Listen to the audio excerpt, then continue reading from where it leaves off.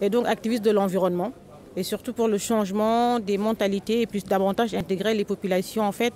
les amener à avoir plus de comportements éco-citoyens. Le forum, le FITSED, en fait, donc c'est une plateforme où on dit en fait, où là on parle beaucoup de transition énergétique, de sauvegarde environnementale, mais aussi de développement durable, parce qu'aujourd'hui en fait on est sur des défis cruciaux qui concernent toute la planète, mais aussi l'Afrique en particulier. On dit toujours que l'Afrique est le continent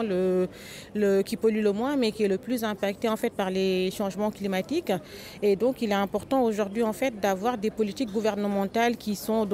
permettent d'adresser ces problématiques, de relever ces défis-là aussi. Et donc ça passe en fait par une vision politique, ça passe aussi par une volonté, un vrai leadership en fait. Mais moi ce que j'aurais envie d'ajouter aussi, c'est de dire qu'aujourd'hui l'Afrique a un modèle à inventer. On a la chance de n'être qu'au début en fait d'un processus et c'est pour ça qu'on n'a pas besoin de copier l'Occident sur plein de choses parce qu'on se rend compte qu'ils sont dans une impasse et que donc nous on n'a pas besoin de les copier, d'aller jusqu'à l'impasse et puis de se rendre compte que tout ce qu'on faisait c'était contre-productif et que c'était pas durable et de revenir en arrière. Et c'est pour ça aujourd'hui c'est important que ce modèle africain qu'on doit créer, qui est plus pour une écologie responsable, pour une économie plus verte, décarbonisée, c'est important aujourd'hui de réfléchir déjà à ces problématiques là, de les mettre en œuvre en fait pour pouvoir derrière toujours avoir un essor économique mais qui sera favorable au bien-être des populations et encore une fois comme je dis, surtout pas refaire les erreurs qui ont été faites en Occident parce que ça en fait finalement ça nous amènera à rien du tout à part juste à devoir recommencer